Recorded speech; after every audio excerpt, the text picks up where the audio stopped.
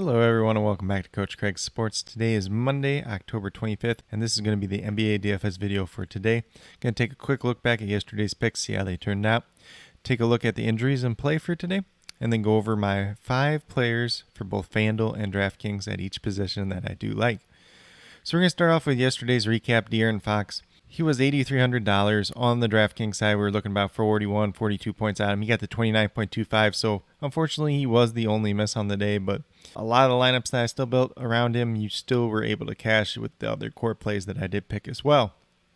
Then at shooting guard, we had D'Anthony Melton, $4,200 looking for 21 points out of me. He got to 27.25, so he was a hit. Desmond Bane, $4,200 as well, looking for 21 points out of him. He got to 33.75, so he was a very good hit there. Then we had Julius Randle.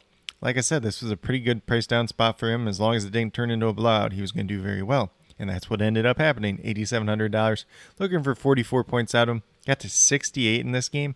And the crazy thing about this is he didn't even shoot that well in this game. So like the upside, he could have had like 80 points pretty easily if he would have just shot the ball just a little bit better even. And then last but not least, at the center position, we had Steven Adams, $5,000, ended up with 43 points. So that's a massive 8 times value right there. So he was a hit as well. 4 out of 5 on the DraftKings side, so it was a solid day overall.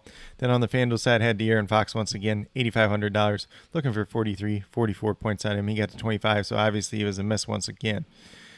At shooting guard, we had D'Anthony Melton, $5,300, looking for about 27 points out of him. He got to 27.1, so he was a hit. Then Terrence Ross at $4,400. This was kind of my sleeper one, kind of one that I thought might change a little bit yesterday. Looking for about 22 points out of him. Ended up with 33.7, so he was a good hit and kind of a sneaky play because there was not many people on him yesterday. Then at the power forward position, we had Wendell Carter, $5,400, looking for 27 points out of him. He got to 36.3, so that was an awesome hit for him as well. And then last but not least, Joel Embiid, $9,900. Looking for 50 points out of him, got to 53.8, so he was a hit as well. So 4 out of 5 on the FanDuel side as well. 8 out of 10 on the day overall, and the only miss was De'Aaron Fox, who unfortunately was on the thumbnail. So sometimes you get the curse of that thumbnail where you don't pan out, or you get the not so curse of the thumbnail where you go off for 60 points. Unfortunately, that just seems to be the way it is. But with that being said, we'll get moved over to the injuries for today's games. And there's going to be quite a few that we're keeping our eyes on, and there could be a lot of value opening up elsewhere later on in the day, so I'll definitely be sure to list all the injury updates and any changes to my core picks on both DraftKings and FanDuel.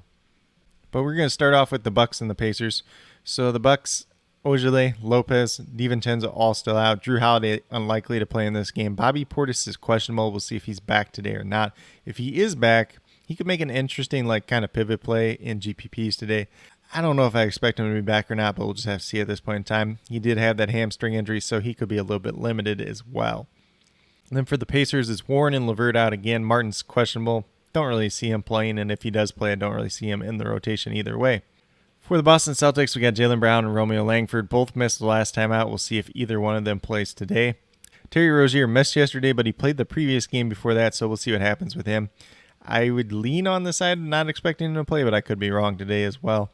For the Pistons, Cunningham's out once again. Jeremy Grant popped up as a questionable, and this was not that long ago too, and he's actually going to be one of my core picks today. So if he plays, I obviously like him quite a bit. If he doesn't play, there could be some value opening up with this Pistons team later on in the day. Maybe a Sadiq Bey, Josh Jackson type like that. Then for the Atlanta Hawks, Okongwu's out once again. Gallinari, game time decision. He has not played yet this year. I do not expect him to play once again. Then we move down to the Orlando Magic. Same 5 guys out as pretty much all year. Gary Harris still game time decision. Still expect him to be out once again. For the Heat, Victor Oladipo's out. Kyle Lowry, game time decision. We'll see if he ends up playing. He did miss the last game out. I probably expect him to miss once again, though. Then for the Washington Wizards, we got Cassius Winston, Rui Hachimura, Anthony Gale, Thomas Bryant, all still out. Bradley Beal, game time decision, but he's got that green next to him, so he's expected to play. Just keep an eye on that. Hopefully we get that news sooner rather than later as well. Brooklyn Nets, just Kyrie Irving out in this game. However, there is some rumors that LaMarcus Aldridge might end up sitting for rest in this game as well. For the Chicago Bulls, we got Kobe White out once again, and now Nikolai Vucevic is a game time decision. And that's kind of a big deal because the Bulls really don't have a backup center. They got Tony Bradley, I guess they could start, but he really hasn't played any minutes this year. I'm not exactly sure who they've been using at the backup center position, whether it's Patrick Williams or Elise Johnson.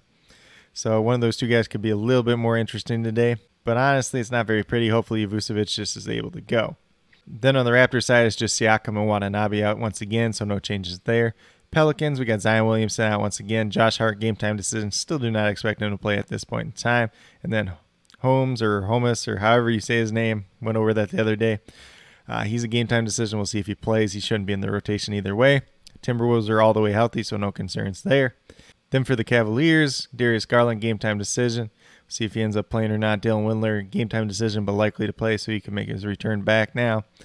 And then supposedly there's like a rumor floating around there that Colin Sexton might sit out this game too. So if he does that, there's going to be some value opening up for the Cavaliers. But unfortunately, it's the second to last game on the slate, so hopefully we hear that news sooner rather than later. On the Nuggets side, we have Jamal Murray out, and then Kayan Carr is a game time decision. Not too concerned about him, though. For the Portland Trailblazers, they are without Tony Snell and Norman Powell in this game. Somebody's going to be starting in that 3 spot, whether it's Nazir Little. Maybe they start Larry Nance and they move Covington to the 3. It's just kind of anybody's guess at this point in time. And I'm not like super excited for any of those guys that could see that uptick in minute, even though they should see a little bit of uptick in minute in production, but we'll see if it ends up happening or not. Clippers are still without Preston, Leonard, and Ibaka. Johnson is a game time decision. I believe Batum returned the last game, so pretty similar to what we've been looking at for them for most of the season. But with that being said, we'll get moved over to FanDuel and talk about my picks over there. So on the FanDuel side, we have George Hill at point guard, $3,500. No Drew Holiday once again today. Should be the primary point guard. Projecting him for about 21, 22 points in this game. You're only looking for about 17 or 18 out of him at that $3,500 price tag. At the shooting guard position, we got Pat Connaughton, $4,700. Looking for 23, 24 points out of him. I got him projected for 25 in this one. Should still be seeing a nice uptick in minutes. Maybe if Bobby Portis plays, this changes some of these Bucks values here, but at this point in time, Pat Connaughton's still a solid value overall. Then his teammate, once again, Jordan Nwora, and he's $4,200 looking for 21 points out of him. I got him projected for about 23 points, which is what he's averaging on the season. As long as he's getting the minutes, he's out there on the court, he should be a solid play once again today. Then at the power forward position, kind of talked about him already with Jeremy Grant. If he ends up playing in this game, I do like him quite a bit. Maybe a little bit more cause for concern because of the injury, but maybe more people are going to be off him because of that as well. So $6,300, very solid price tag there. I got him projected for about 35 points in this one. If he's out there on the court, you play him. If he's not, then you look for a pivot option. And I think Sadiq Bey, Josh Jackson, they're looking a whole lot better after that. And I'll just say this. If Jeremy Grant does not play, the next guy I'm pivoting to would be Kyle Kuzma. Similar price tag, similar type of point scoring range. And then if Bradley Beal doesn't play, obviously Kuzma's probably going to be the better option either way. But, that's kind of what it is at this point in time. And then last but not least, at the center position, we got Clint Capella. He's $6,800. You're looking for 34 points out of him. He's averaging just under that on the season. His minutes been a little bit limited to start the year. Hasn't had like the craziest blow-up game or anything like that yet, but this is probably going to be the cheapest price that you're going to be able to grab Clint Capella at all season. And he goes against a pretty terrible Pistons team. What more could you ask for on this slate? But if you go with these 5 players on the DraftKings side, you'll have $24,500 left over, just under $8,200 per player. So you can kind of spend up for 2 top-end players and then find a value play to plug in there as well. But with that being said, we'll move over to FanDuel and talk about my picks over there. So at the point guard position, we got Cole Anthony, $4,900. Looking for about 25 points out of him. He had that monster game last night. I do not expect that to happen again. I don't typically like point chasing like this, but his price tag's still too cheap at this point in time. I assume that he's going to be a very popular play just because he had like that 50-point game last night.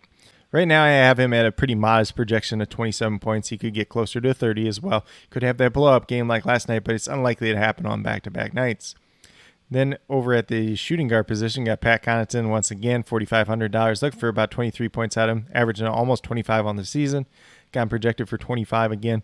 Pretty simple play here.